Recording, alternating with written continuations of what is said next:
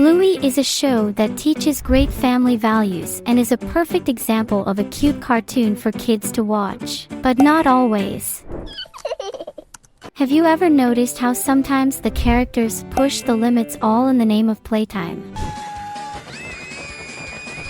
Take, for example, the episode Asparagus, where BLUEY practically gains druid superpowers or something like that, allowing her to transform the people around her. Or rather, the other dogs around her. She turns them into different animals. At first, it just seems like another one of the Healer family's weird games, with Chili pretending to be a rat and Bingo imitating a parrot, always with an almost scary level of commitment to acting. But then things start to escalate beyond the house, and Chili and Bingo are transformed into wild animals, setting their sights on Lucky's dad, their neighbor, as their hunting target.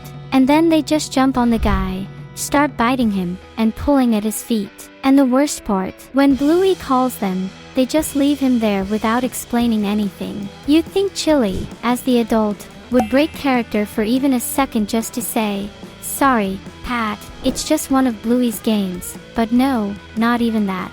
If this were considered a crime and Pat wanted to press charges, the minimum penalty for this kind of attack in Australia is a $5,500 fine and 2 years in prison. So get your blind and Catholic lawyers ready. Subscribe to the channel, because today we're going to see what the penalties would be for the crimes and infractions committed during the BLUEY characters' games, here on Zigzag. Have you ever stopped to think that a car is basically a super fast metal contraption? Probably not, because who would think about something so random besides me? But now that you've been forced to think about it too, take a moment to realize just how dangerous a car can be. Well, dangerous in the wrong hands. And Muffin's hands are the right ones for very few things, and driving a vehicle is definitely not one of them. In the episode Library, we get proof of this when she basically runs over Bingo with her tricycle, but in the episode Pizza Girls, she takes reckless driving to a whole new level. Like, I don't even need to say anything. Just look at how she drives there on your screen. If I were a lawyer like Saul Goodman defending her in court, it would be hard to argue anything after they showed this video, because a picture speaks for itself.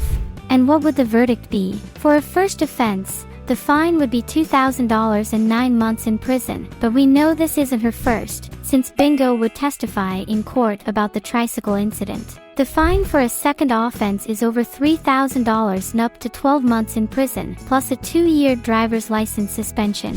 Yeah, Muffy, better leave the driving to Socks. She seems way more responsible and less crazy. Sometimes, the people we trust the most are the ones who disappoint us the most, and I really wasn't expecting this from Chili. I think she didn't realize it because she was caught off guard, so we can give her the benefit of the doubt, but you're the judge now. In the episode Road Trip, the family stops at a roadside station to take a quick break for the kind of stuff you'd expect on a road trip, and it has to be a quick stop because Bandit wants to stay ahead of some slow, dirty vehicles. But just as Chili is trying on some sunglasses, he runs past and pulls everyone into the car to get back on the road before the other vehicle. But here's the thing, Chili didn't get to pay. Or did she? It's hard to tell, but the penalty for this kind of petty theft would be around $200, since the stolen item doesn't exceed $2,000. Otherwise, the penalty would be different.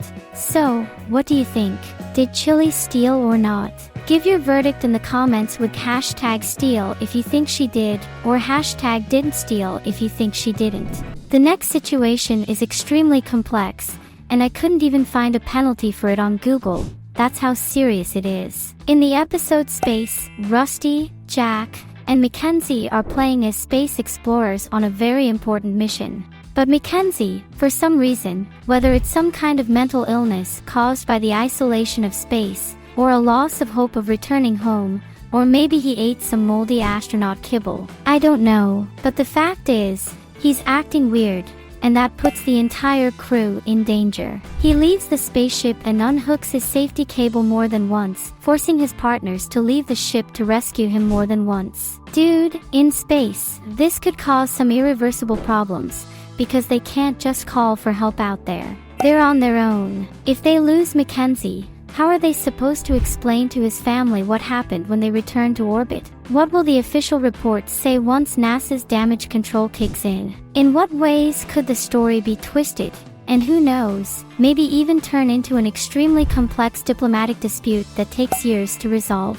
CYI. Couldn't find a penalty for this on Google. I think Australia should create some laws for astronaut dogs who try to barbecue themselves in space to protect the other crew members, because wow, what a complicated situation. Huh? How would you deal with such a problem? Tell us in the comments. This penalty right here is extremely serious. Guys, check it out. In the episode Yoga Ball, the girls are super excited about the ball Bandit uses to sit and work in his office, and of course, they decide to play with it, and, as always, they drag their dad into the game. Eventually, Bandit throws the ball down the hallway for them to run after, but Bingo isn't fast enough and ends up getting crushed by the ball. Bandit just picks her up, says, "You're fine," and goes back to work as if nothing happened. But if you look at the next scene, she's visibly hurt, almost to the point of tears, because that probably either hurt her or scared her in a way that made her need a little more attention. The worst part is that this kind of offense came from Bandit,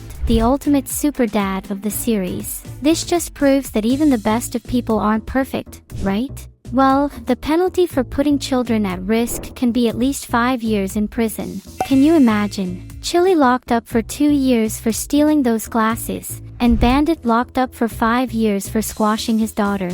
Who would the girls stay with? Grandpa Mort is a war veteran who's probably a little crazy in the head, which could suddenly turn this into a Happy Tree Friends episode. And Nana is way too slow to keep up with them. Luckily, none of that happened, and the family remains together. Otherwise, Special Agent Cobra Bubbles would have to pay the healers a very unpleasant visit, just like we come together every time a new person subscribes to the channel. So if you haven't done that yet, just click the button below.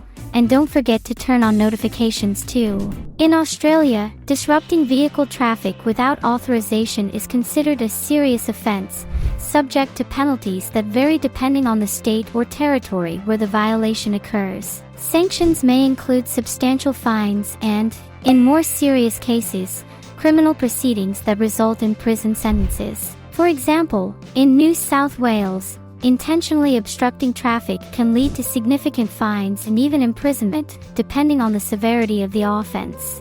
In Victoria, actions that endanger public safety, such as blocking roads, are also treated strictly and can result in criminal charges. It is important to highlight that traffic laws in Australia are strictly enforced to ensure safety and smooth road flow. Therefore, any activity that interferes with the normal flow of traffic should be avoided unless there is explicit permission from the relevant authorities. And the healers definitely didn't have permission from the authorities to disrupt traffic with their dance mode game in the episode with that same title. Of all the infractions, this is the least severe on the list, since most happen in isolated places like stores, where it would just be an annoyance. Or in public areas with street performers playing music towards the end, which is perfectly acceptable, though it might be a little embarrassing. But as explained earlier, this scene where they block traffic is much more serious, and you can see from everyone's faces that very few people were happy about it.